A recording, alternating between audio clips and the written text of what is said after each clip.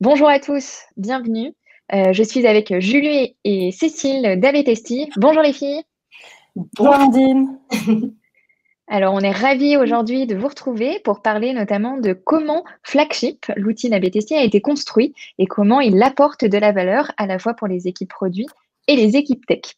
Donc, avant de passer aux détails, je vous représente très rapidement le Meetup LPCX, qui est une spin-off de la ProductConf, un événement annuel qui a lieu une fois par an, sauf cette année et l'année dernière à cause du Covid, mais on se retrouve l'année prochaine. En attendant, vous pouvez retrouver tous nos replays vidéo et audio sur les liens que je vous mets dans le chat. Je vais vous présenter Julie et Cécile. Je vais commencer avec toi, Julie. Tu as rejoint Avetesti, c'était en 2015. À l'époque, tu étais consultante en UX. Tu as évolué ensuite vers le produit, côté toujours UX design, il y a à peu près une année, où tu avais pris en charge 2 feature teams en plus du design.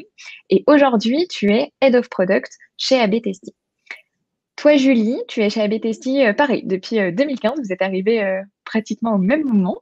Tu as rejoint les équipes à l'époque en tant que Head of Key Account Manager, pardon, où donc tu étais responsable client. Et puis tu as ensuite continué vers le développement de la strate entreprise d'Avetesti. Et aujourd'hui, tu es directrice de la business unit de l'outil Flagship. Alors, Flagship, on va en parler dans un instant. Je vais juste redire 2 petits mots sur Avetesti pour ceux qui ne connaissent pas la solution. C'est une solution qui est leader des plateformes aujourd'hui sur ce qu'on appelle le CXO. On va en parler. Donc, vraiment une plateforme tout en un qui vise à améliorer l'expérience client à travers l'expérimentation, l'A/B testing, la personnalisation et puis le future management. C'est une société française qui est plutôt destinée aux équipes marketing, mais qui, on va le voir avec ce talk, se dirige aussi pour davantage améliorer le quotidien des équipes produits et tech. On peut l'utiliser, on va y revenir, cet outil sur autant des sites web, sur des applications mobiles, des logiciels. Vraiment, c'est très large. Alors, pour commencer, et avant de rentrer dans le vif du sujet, j'ai déjà utilisé quelques mots-clés qui ne parlent peut-être pas à tout le monde. Est-ce que l'une de vous peut me réexpliquer, nous réexpliquer ce qu'est le terme feature management et ce que permet de faire l'outil Flagship? Oui, bien sûr. En fait, je voudrais recontextualiser un tout petit peu la chose pour que nos auditeurs comprennent bien. Mais il y a une dizaine d'années, en fait, depuis une dizaine d'années, on repense un peu le développement logiciel.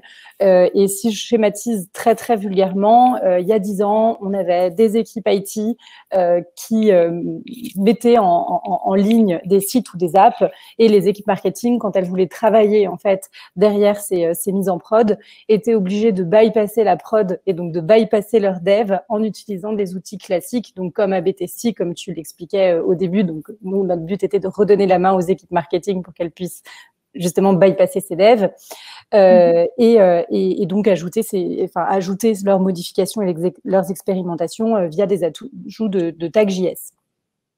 Aujourd'hui, nous, notre but, c'est de redonner en plus la main aux équipes produits et aux équipes tech pour déjà arrêter de se faire bypasser et surtout pour que en fait elles puissent livrer des fonctionnalités sans forcément les rendre disponibles pour leurs utilisateurs.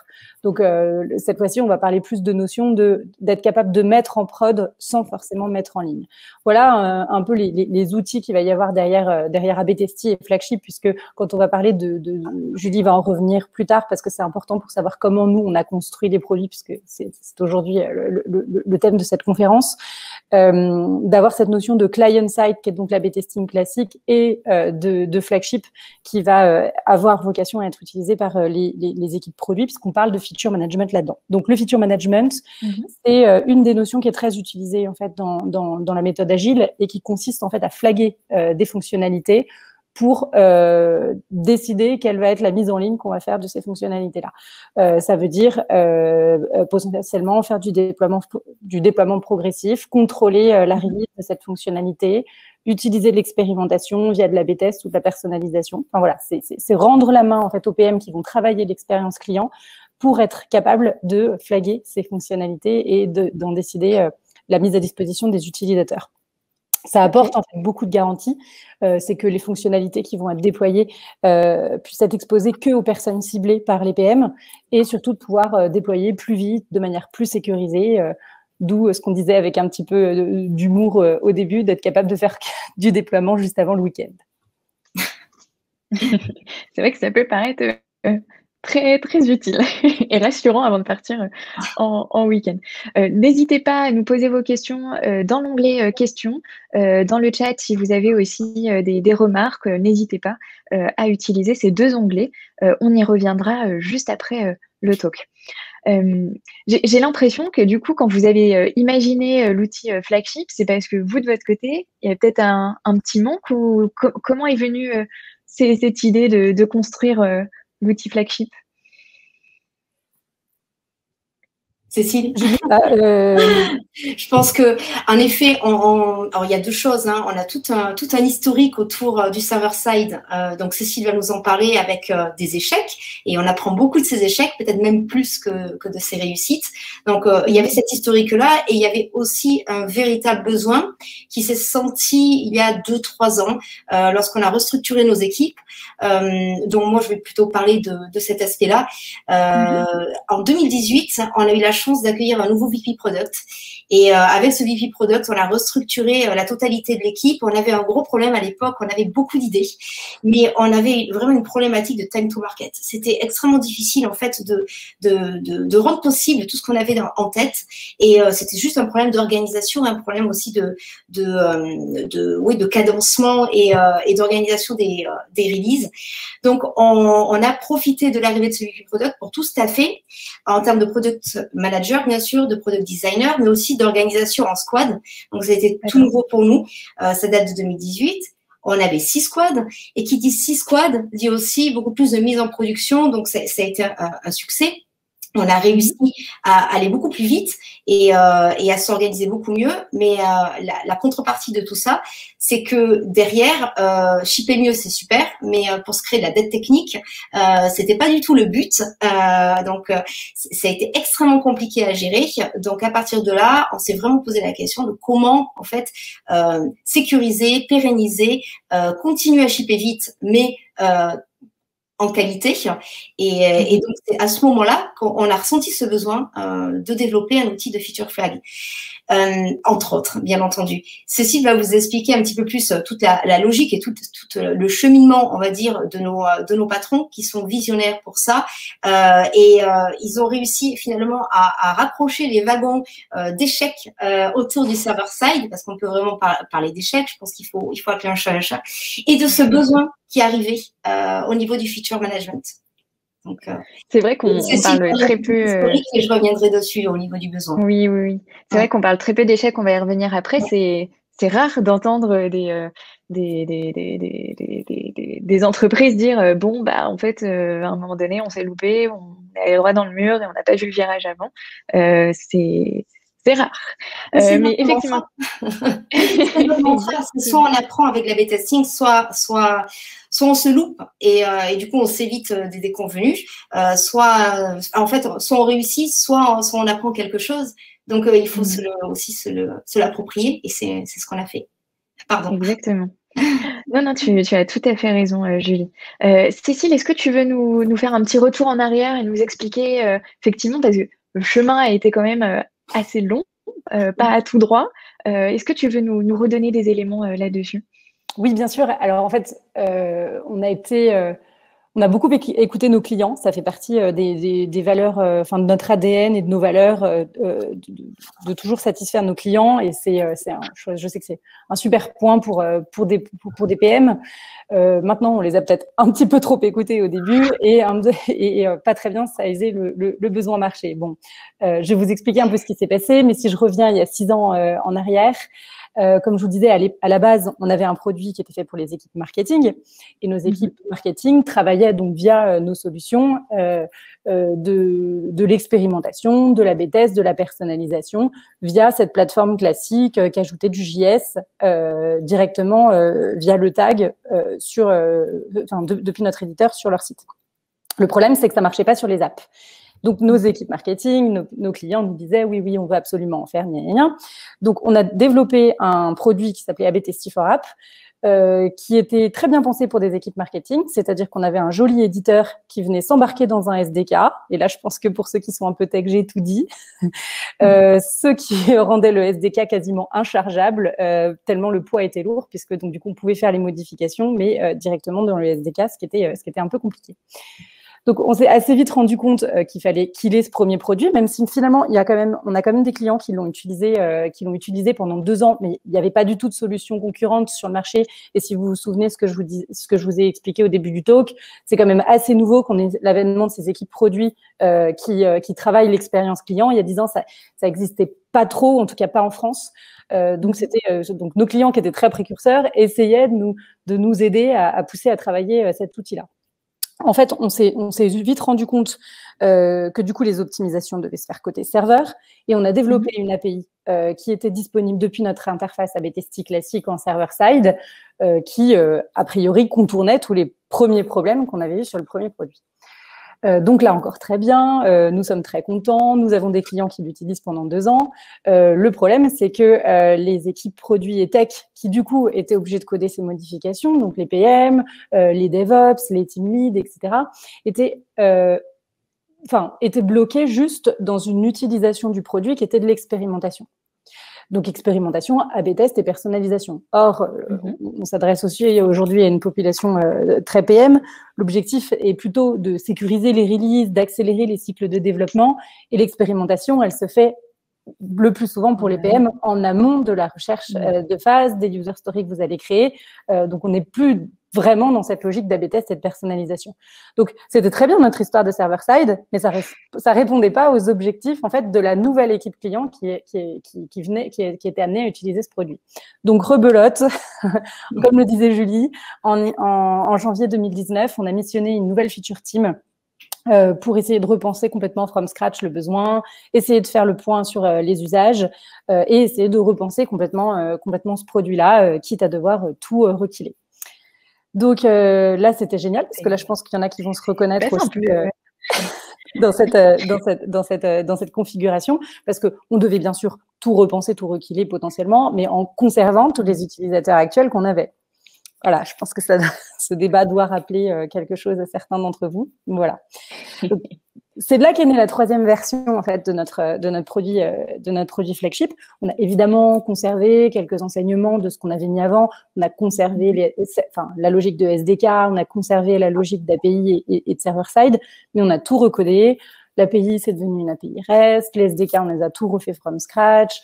Et puis, on a ajouté surtout des nouvelles fonctionnalités, voire même des nouveaux produits dans ce produit-là, puisque tout ce qui va être feature management dont on parlait tout à l'heure et ce que Julie va vous expliquer tout à l'heure, c'est complètement nouveau dans cette logique, de produits qui avaient vocation à faire travailler des équipes marketing au départ. Voilà, donc un gros pivotage pour tout ce produit et puis pas mal de code à la poubelle. Ouais. Donc au final, sur 6 années, vous avez killé 2 fois l'outil. Est-ce qu'il avait le même nom tout au long de ces 6 années Non, ça a été AB Testy for App, après ça a été AB Testy Server-Side et maintenant c'est Flagship. Parce qu'on veut aussi décorréler notre nom de l'A/B testing, puisque ce produit-là, comme son nom l'indique, non, mais flagshipping, on joue plus avec la notion de flagshipping et de feature management là-dessus. Mais voilà, on peut évidemment continuer à faire de l'expérimentation, d'A/B test et de personnalisation derrière, mais l'objectif est de faciliter et de redonner la main aux équipes produits avec cet outil-là. Et surtout d'aider nos équipes en interne. Oui, vous avez déjà vos propres clients internes avant d'avoir d'autres clients. Est-ce que finalement, vous sentez que il y a eu une vraie différence après avoir killé vos produits? Est-ce que là, aujourd'hui, vous vous dites, bon, bah, ça devait quand même pas être facile pendant ces 6 dernières années, mais finalement, est-ce que ça a payé pour vous d'avoir tué vos produits finalement? Sur 2 points, j'ai trouvé que c'était très avantageux. Le premier, il est plus au niveau des équipes et le second, il est plus au niveau du produit en lui-même. Donc sur les équipes, en fait, y a quelque chose que je voudrais souligner, mais on dit que c'est bien dans la méthode agile d'apprendre à killer son produit, etc. Sur le papier, c'est très facile à dire. Dans les faits, c'est quand même plus compliqué à faire. Notamment parce que, outre le fait que de mettre une partie de son travail à la poubelle, c'est quand même un peu rageant, il y a surtout une énorme problématique d'équipe et de turnover et de désengagement des équipes quand on est PM et qu'on doit expliquer en fait à toute la feature team qui a bossé sur le projet que en fait non, on va changer de projet ou d'orientation. C'est quand même assez compliqué. Donc, oui, humainement, c'est pas simple quand même à vivre. Donc, moi, je salue les équipes de Flex, enfin d'ABT Stifora, puis d'ABT Server-Side qui ont été amenées à faire tout ça, parce que je pense qu'elles étaient déjà suffisamment avancées sur la méthode agile. Donc, Julie reviendra dessus pour savoir comment on s'est organisé justement par rapport à ça après dans nos équipes. Mais je pense qu'il y avait déjà une forme de maturité qui était assez forte. Julie l'a dit aussi tout à l'heure, une forme de mentorship de la part de nos fondateurs qui a été très porteur et qui a impliqué les équipes à tous les niveaux de la prise de décision qui était importante.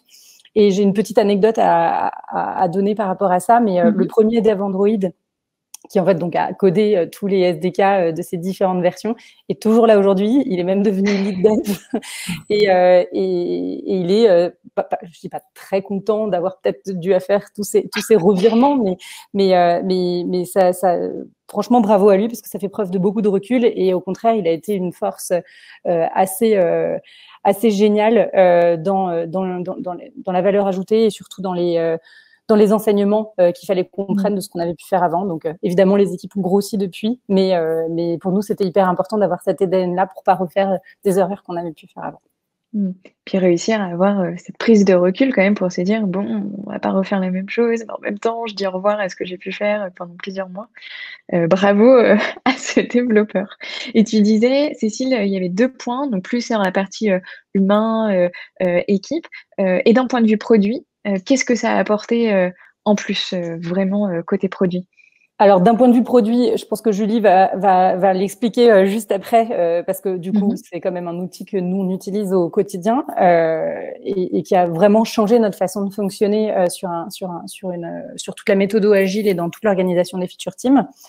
Ensuite, on est assez content parce que finalement, tous les clients qui utilisaient les premières versions en fait de cet outil-là sont passés sur cette nouvelle version en étant même plutôt pousseurs et satisfaits de ce tournant stratégique de la solution. Donc ça, c'était plutôt rassurant.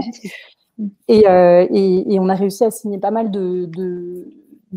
on va dire de boîtes qui sont très tech-oriented cette année, qui sont déjà très organisées en feature team et donc qui vient nous conforter sur le fait que c'était un bon positionnement produit à prendre. On travaille aujourd'hui avec des sociétés comme Oui SNCF, Decathlon, Compte Nickel. On vient d'onboarder Ornicar aussi, qui est en train de mettre un gros focus sur l'organisation en feature team et sur son équipe produit. Donc on est super content.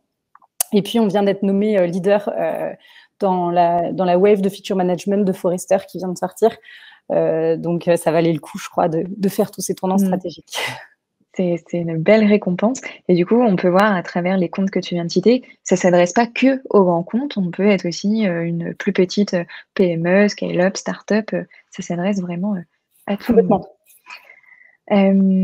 N'hésitez pas, je le rappelle, si vous voulez poser vos questions. Merci Arthur pour le lien de l'étude. N'hésitez pas si vous voulez plus d'informations dessus. Alors, Julie, tu le disais un petit peu tout à l'heure au niveau des équipes, il y a eu pas mal de changements. Vous avez évolué en feature team. Vous êtes assez nombreux. Comment ça s'est passé concrètement ce chamboulement, cette mise en place de nouvelles méthodes, parce que, bon, c'est bien de dire il existe telle ou telle méthode, mais quand on souhaite la mettre en application, on n'est pas toujours, Ça colle pas parfaitement parfois. Oui, on a eu quelques déconvenues aussi. Je parle toujours, en fait, pour moi, c'est assez clair. C'est des mauvaises aventures que laissent les meilleures idées. Donc, on en a essuyé quelques-unes. On s'est réorganisé en feature team. Très rapidement, on s'est rendu compte qu'il fallait qu'on mette en place des cycles de production plus courts. On partait dans des projets qui mettaient 1 mois, 2 mois, 6 mois à être développés. C'est pas possible. À un moment donné, il fallait exposer et dans la douleur. Et quand on expose dans la douleur, c'est compliqué. On essuie beaucoup de bugs, on essuie beaucoup de problématiques UX. Donc, voilà, c'est pas satisfaisant ni pour le PM, ni pour les équipes de développement, ni pour les utilisateurs en interne, les consultants qui font aussi proxy avec les clients. Donc, il fallait revoir tout ça, tout remettre à plat. Donc, suite à l'organisation en feature team, on a décidé de mettre en place des cycles de développement de 6 semaines, donc 3 sprints de 2 semaines, intercalés avec des sprints de stabilisation pendant lesquels on fait de la tâche technique, de la dette technique, du debug, du go-to-market. Et sur ces cycles de 6 semaines, on s'engage systématiquement à livrer de la valeur utilisateur. Donc, on part de cette valeur utilisateur. Si on ne peut pas la faire tenir en 6 semaines, soit on la réduit pour la faire tenir, soit on l'abandonne et on passe à autre chose. Le but, c'est vraiment d'avoir des cycles les plus courts possibles pour apporter de la valeur en continu, ce qu'on voulait faire depuis le départ. Et avec les problématiques liées aux longs projets sur lesquels on s'est cassé les dents, on s'est dit plus jamais ça, on va se structurer en cycle de 6 semaines.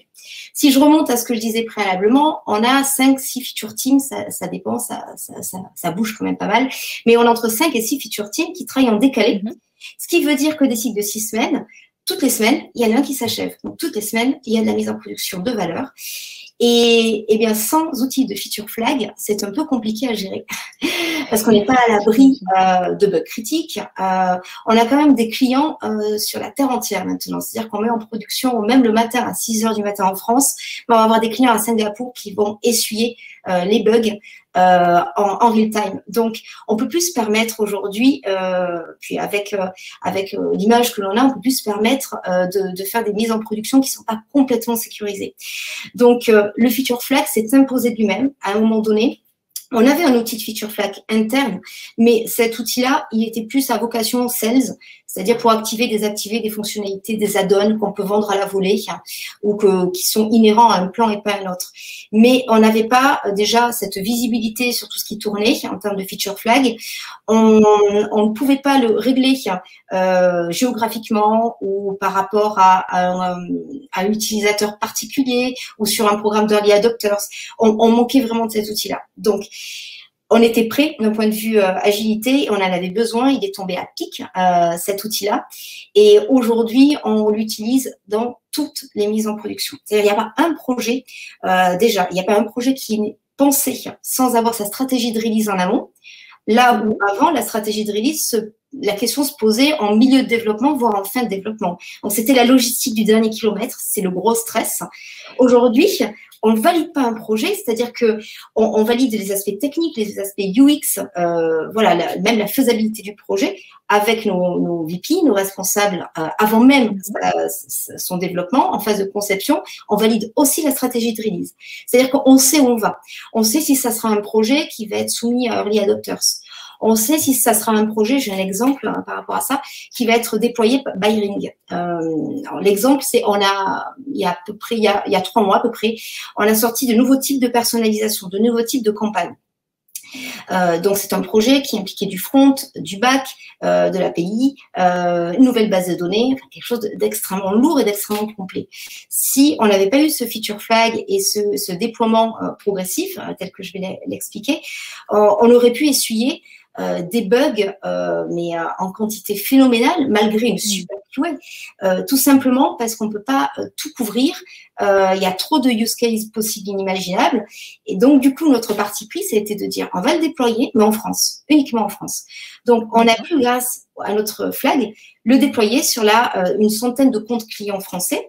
Et étant sur le même fuseau horaire, on a pu, en temps réel, accuser réception des bugs, jamais vraiment critique, mais assez bloquant pour ne pas les laisser durer. Et donc, essuyer tous ces revers pendant 1, 2, 3 semaines, jusqu'à stabiliser. Plus de bugs, depuis 1 semaine, c'est parti, on déploie l'Europe, et on déploie les États-Unis, et on déploie Singapour, et on est tranquille, et on a complètement sécurisé la mise en production. Donc, c'est l'objectif de l'utilisation de ces feature flags. Chaque PM est complètement autonome sur ce qu'il veut faire en termes de release stratégie. Est-ce qu'il va y avoir des early adopters? Oui, non. Est-ce que je veux le déployer en GA immédiatement auprès de tout le monde? On peut aussi. Donc voilà, ça donne en fait à chaque PM, ça permet à chaque PM de retrouver un peu de l'autonomie qu'il perdait en étant finalement embarqué dans une feature team qui livrait en continu avec les autres à côté. Donc, chacun est responsable finalement de sa stratégie de release. Ok. Et est-ce que tu peux juste nous rappeler la composition d'une feature team? Il y a un PM, des développeurs? Oui. Alors, il y a un product designer. Un product designer. Partie, voilà, de faire travailler PM et product designer en binôme dans la feature team. Des développeurs front et back. Voilà, et un QA. Depuis peu, on a un QA par feature team. Alors, c'est une bonne question parce que du coup, le fait que le product designer soit en feature team, on fait énormément de QA design avant de sortir le projet. Et le fait qu'on ait aussi un QA dans la feature team, ça nous permet vraiment de tout valider, les aspects fonctionnels, les aspects techniques, les aspects purement UI, avant que ça sorte. Et on reviendra après dessus, mais le fait de mettre un flag sur tous les projets, ça permet en condition de prod de tout triturer dans tous les sens et d'être sûr à 1000% quand ça sort, d'être tranquille et d'avoir un produit qui est, je ne vais pas dire parfait, mais en tout cas qui est conforme à ce qu'on attendait, à la definition of done. Vous avez réussi à mettre en place dans vos équipes des definition of done, of ready, par exemple? Oui, tout à fait. C'est grâce aussi à ces conditions de QA bien plus avancées qu'avant. Avant, on faisait un petit peu comme partout, hein, on faisait de la QA essentiellement sur notre environnement de pré-prod. Et puis après, on pouvait éventuellement sortir un prod caché, mais uniquement sur nos comptes à nous. Et on triturait la fonctionnalité et on faisait un peu de QA dessus.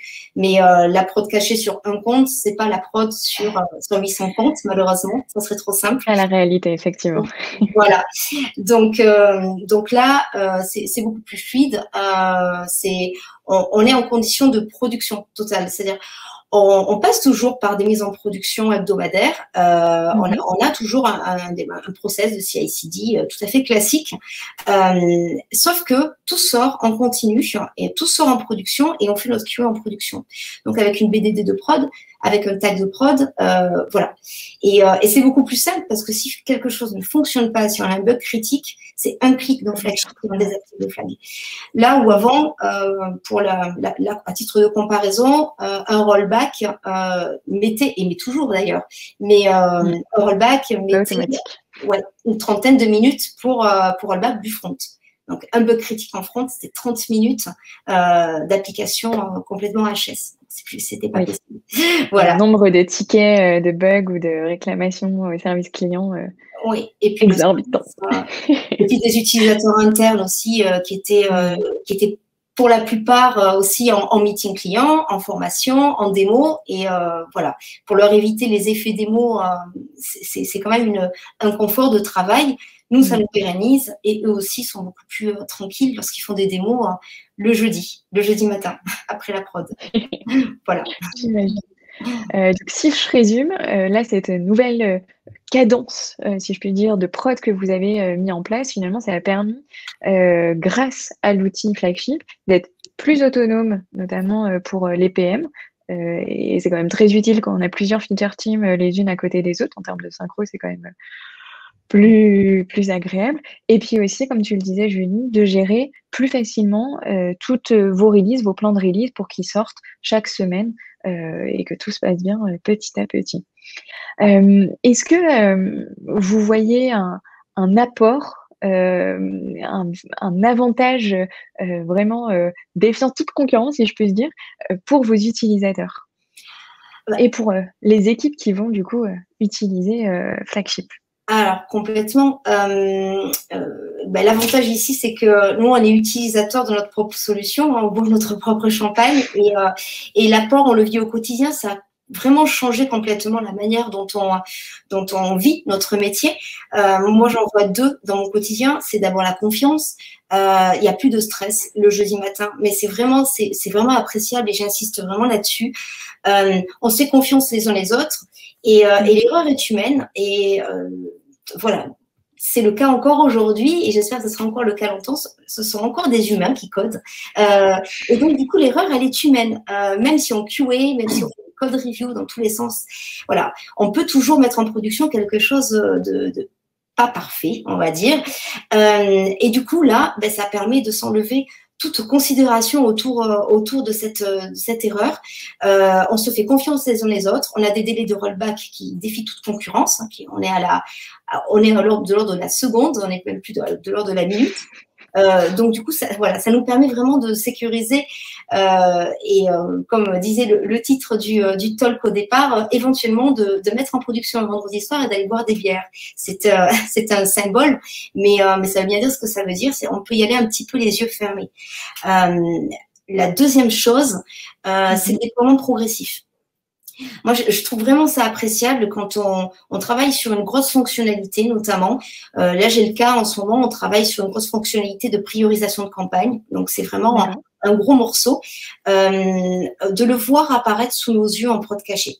C'est-à-dire plutôt que d'attendre ou de voir le travail des devs sur staging, c'est pas les environnements de prod ou sur des release candidates, c'est de voir tout en production cachée et de voir les blocs apparaître les uns après les autres. Donc, le product designer étant un feature team, il va se rendre compte tout de suite d'erreurs qu'il aurait pu faire ou de choses qu'il n'aurait pas vues dans ses protos, parce que c'est pareil, hein, un prototype, c'est pas la prod. Donc, tout de suite réagir et pas attendre que ce soit mis en prod et itérer. On itère directement sur notre environnement de production caché.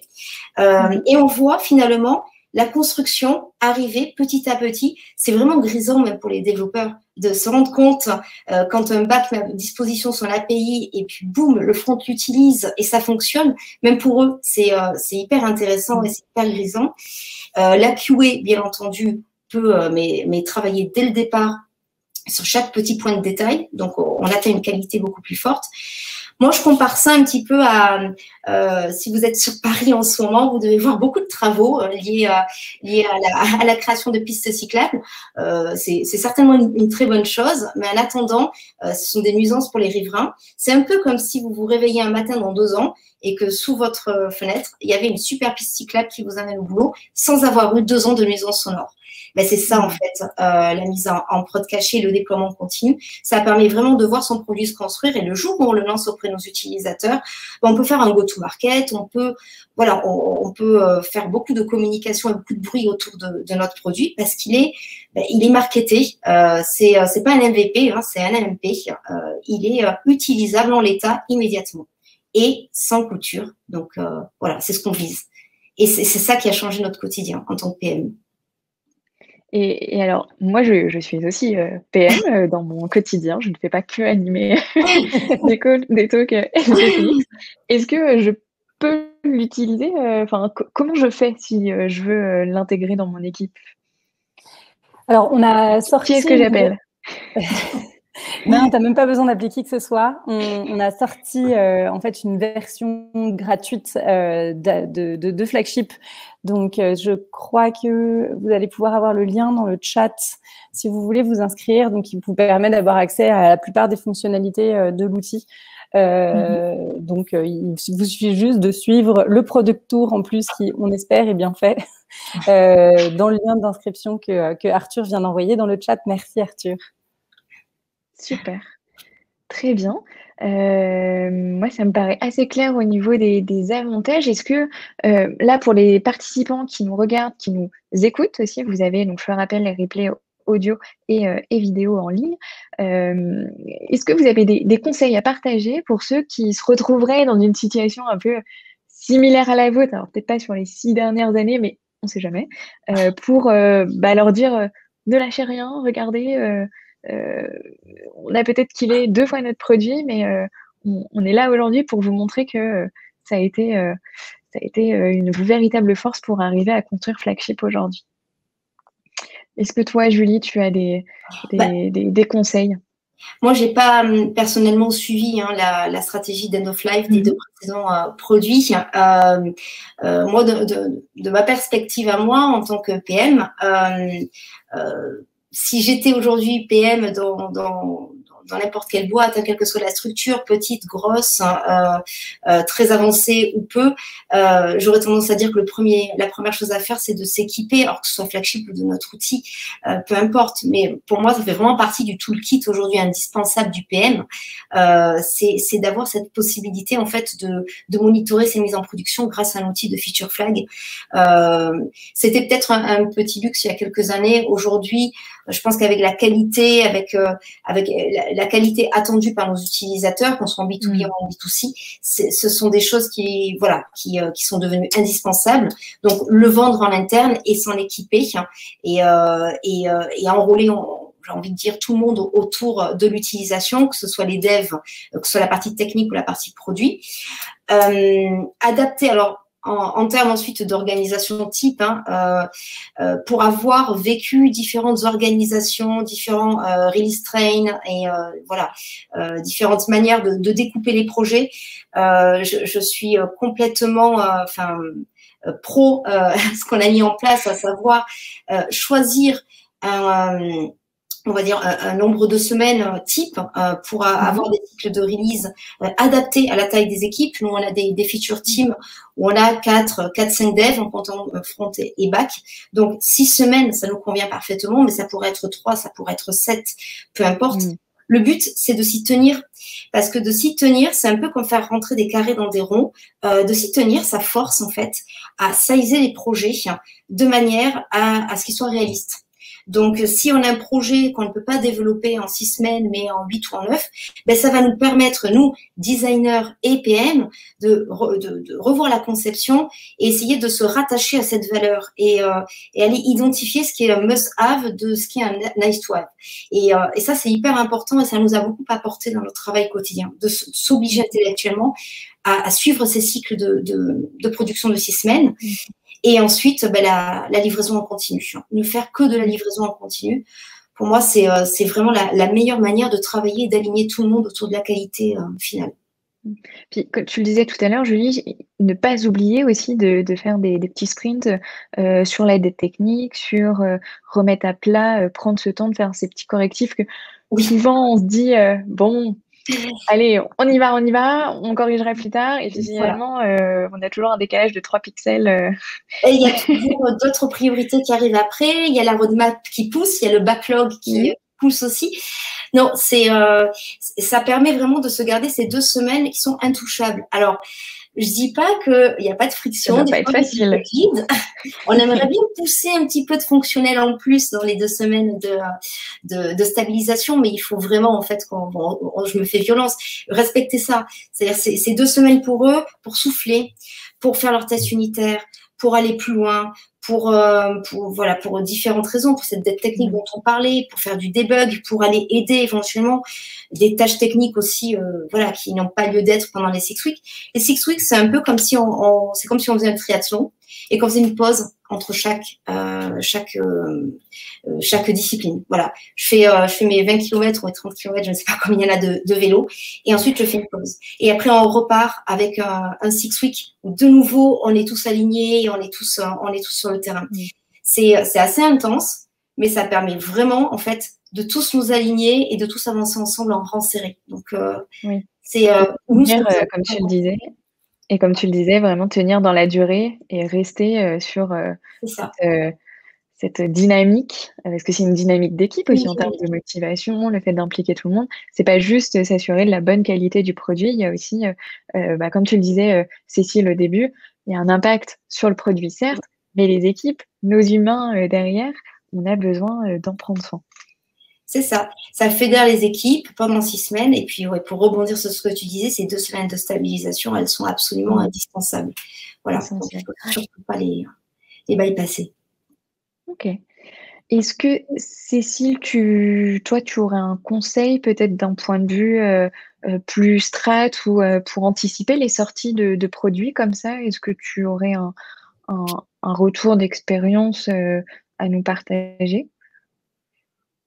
Ce serait évidemment de jamais oublier d'écouter ses utilisateurs et ses consommateurs, parce que je sais que ça dépend des feature teams et que c'est souvent enfin, heureusement, c'est souvent fait, hein, mais bon, on oublie un peu d'aller parler à son consommateur de temps en temps, et je pense que c'est vraiment un point qui est fondamental.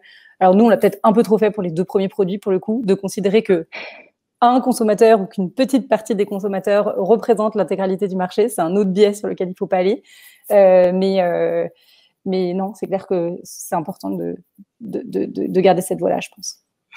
Et d'avoir cet éventail assez large, si on peut parler à ses utilisateurs. Ça marche. Eh bien, merci beaucoup Cécile et Julie. Alors, je regarde juste les questions. N'hésitez pas si vous voulez en poser davantage dans l'onglet questions. On a une question de Mathilde qui nous demande: comment choisissez-vous la stratégie de release? Quels critères rentrent en compte pour savoir quel user / lieu géographique, peut-être qu'il y a d'autres critères, vous choisissez? Je crois que c'est toi qui en parlais notamment, Julie, au niveau des releases. Oui. C'est en effet une stratégie qu'on acte au moment de la conception et au moment du découpage. On va acter une stratégie de release en fonction des dangers potentiels que peut avoir notre release. Si ce sont des améliorations UX, la plupart du temps, on n'en a pas. Enfin, la stratégie de release qu'on a, c'est plutôt de dire c'est en GA tout de suite et ça part directement en production. Là, j'ai pris l'exemple tout à l'heure d'un gros projet sur lequel potentiellement on aurait eu beaucoup de bugs. On en a eu, mais moins que prévu. Mais bon, il vaut mieux toujours être pessimiste et avoir de bonnes surprises. Cette stratégie, elle avait été prise en considération par rapport au fait que c'était un projet qui touchait à la fois la base de données, où on avait une nouvelle base de données qui était mise en production en parallèle, avec de nouvelles routes, bien évidemment, du front, du back, du tag. C'était quelque chose qui touchait à toute notre stack et à tous les métiers de la tech chez nous. Donc, du coup, c'était une évidence que notre stratégie de release allait se faire de manière géographique parce que nos devs, ils sont sur le fuseau horaire français. Donc, on n'avait pas d'autre choix que d'en passer par là. Maintenant, on peut avoir des stratégies de release basées sur d'autres critères. On a dans l'outil un module de targeting qui nous permet d'utiliser différentes variables à disposition. Donc, ça peut être des account ID, ça peut être beaucoup de choses. C'est surtout par rapport aux enjeux au départ et par rapport aux risques identifiés que l'on va déployer une stratégie de release. Par exemple, un programme Early Adopters, pour moi, sur mes projets, ne fait sens que si j'ai encore un doute d'une certaine manière sur l'intérêt, sur l'impact, sur la valeur que je vais apporter. Et donc, du coup, ça permet aussi de faire un stop. Il vaut mieux, on parlait de l'échec tout à l'heure, il vaut mieux faire un stop après une phase d'early adopter plutôt que de lancer à tout le monde et après essuyer les plâtres d'une mise en production auprès de tout le monde. Donc, on n'avait pas choisi d'early adopters, nous, de notre côté, parce qu'on en avait besoin de ce projet-là. C'est une évolution technique qu'il était nécessaire de faire. Mais pour d'autres projets, on peut très bien, si on a encore un mini-doute sur la manière dont on adresse les choses, de le lancer sur un batch de 20-30 clients pilotés par le PM et l'UX avec interview à la clé pour s'assurer que tout fonctionne bien et que tout répond bien aux besoins identifiés préalablement. Donc, la stratégie de release, elle va vraiment dépendre du projet et elle va vraiment dépendre de ce que l'on veut tester, de ce dont on veut s'assurer. D'ailleurs, si on veut s'assurer de quelque chose et si on veut tester quelque chose, et des risques identifiés dès le départ. D'accord. Et justement, est-ce que vous utilisez un outil, une méthode pour faire cette priorisation entre les sujets? Tout à l'heure, tu disais, Julie, peut-être, j'avais l'impression de reconnaître un Moscow avec les nice to have, les could have, etc. Est-ce que c'est ça? Oui. Enfin, je parlais de must have au niveau micro-fonctionnel, j'ai envie de dire micro-feature au niveau d'un projet, mais en effet, les projets, les PM chez ABTSI, un peu comme partout ailleurs, priorisent leur futur projet en fonction de matrices. Alors, ça peut être un Moscow pour certains, des RICE pour d'autres. Il faut savoir qu'on va dire que 90% de ce qu'on fait est drivé par le feedback utilisateur. On a récemment industrialisé un outil qui s'appelle Cani, que certains de vous peuvent connaître certainement, qu'on utilise de manière très intensive en interne parce qu'on a une cinquantaine de CSM en interne qui sont utilisateurs de notre solution, mais aussi proxy parce qu'ils gèrent les clients, donc ils nous remontent énormément de besoins clients. Donc, tous nos, je parlais de validation de projet, tous nos projets sont validés sur le fait d'avoir des requêtes CANI associées ou pas. C'est-à-dire, si on n'a pas de requête CANI associée à un projet, le projet ne part pas en production, il n'est pas priorisé. Donc oui, on a les Moscow, on a les RICE, mais on a aussi les votes voilà, dont on accuse réception sur CANI, les feedbacks utilisateurs, et c'est comme ça qu'on les vend en interne. Donc chaque PM a la liberté de prioriser à sa manière, tout en gardant quand même en tête que la parole utilisateur, c'est celle qui doit être la plus valorisée dans sa matrice de priorisation. D'accord. Et vos release plans, c'est sur, vous les revoyez toutes les 6 semaines, tous les trimestres, tous les mois, par rapport à votre roadmap, c'est quoi la différence entre les deux? Il y a des petits réglages.